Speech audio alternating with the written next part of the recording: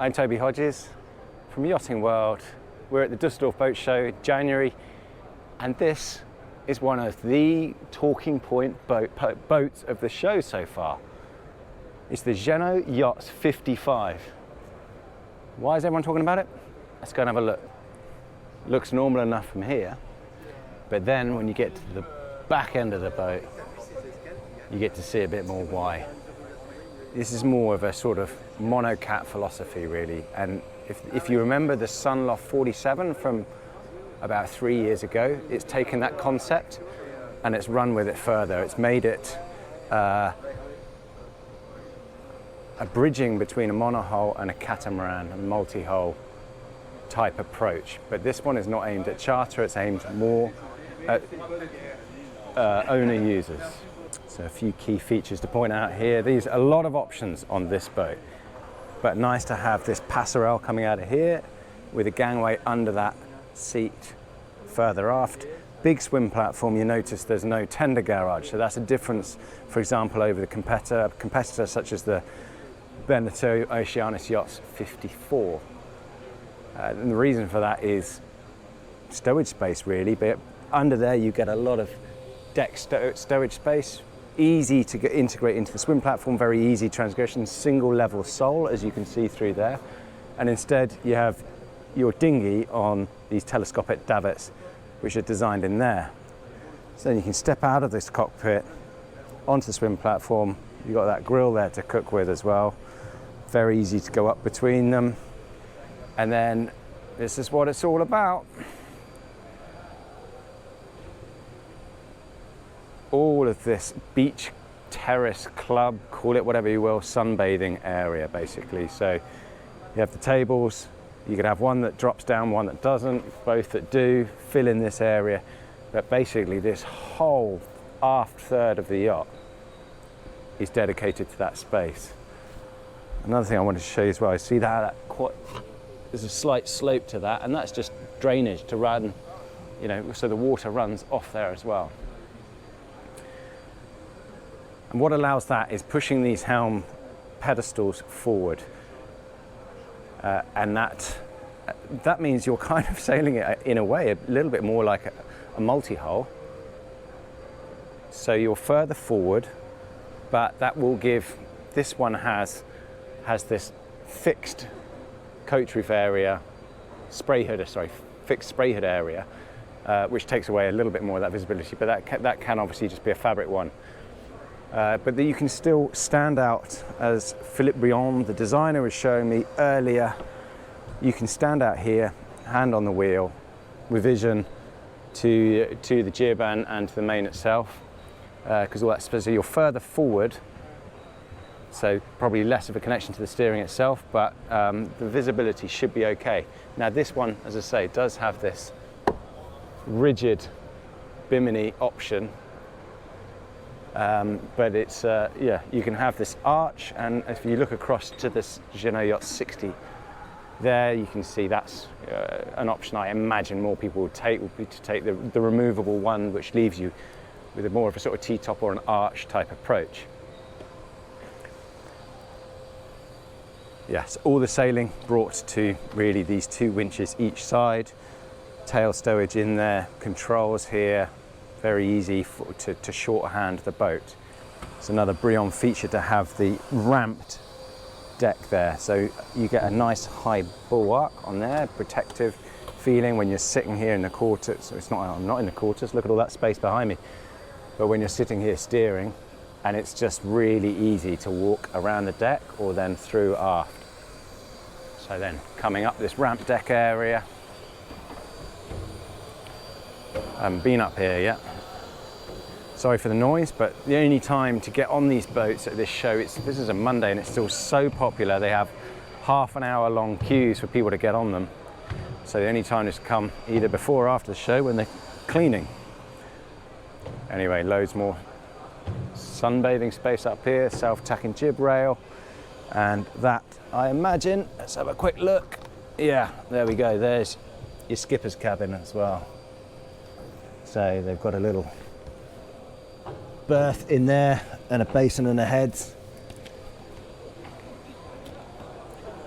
which just leaves your anchor locker windlass and bowsprit further forward. On what is a very voluminous looking bow. Anyway, let's get into, I think, what's quite an innovative approach really. And it's these gull wing doors start to signify it. So you have a guest cabin down here to starboard with its own heads. And you have a more of a VIP one down here to port. That's dropped down in here. Only difference really being you have a bit more space in this one. Has this little sofa in there as well. It's even got a little fridge. Nice. And a heads area there as well with a shower in a wet area. So your kids or your guests come back here and then you've got the generator and engine access below this cockpit area. The nav station and I guess a saloon, a cockpit table area are out here, more lounging space and a good place to keep a watch under full protection here. And what that does is leave all of this area from now, from the companionway forward, as private owners' space if they so wish it.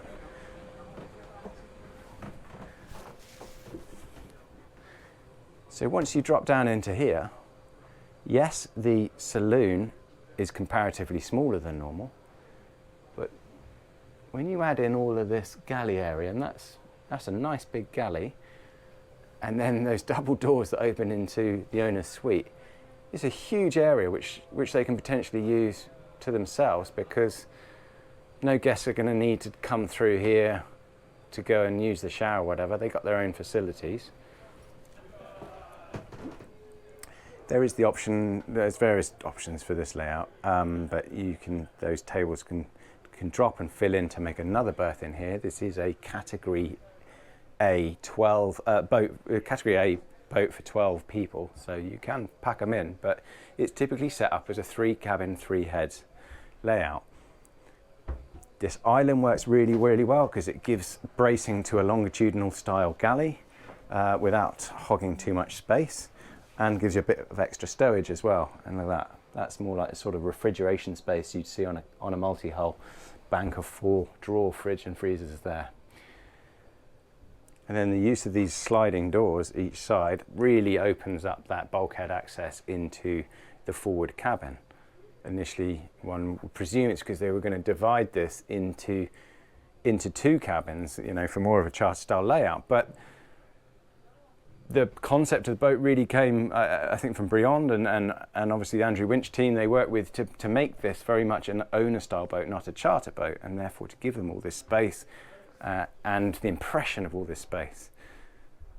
So then you come forward, remember it's only a 55-foot yacht, but you come forward here and that's an offset berth. You're looking back on there, all of this nice private space, sofa, loads of stowage area, and then big shower area and heads further forward.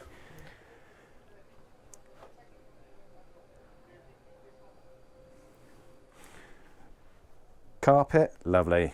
I think many people will choose it, but maybe nice to have in the cabin, which wouldn't get that messy.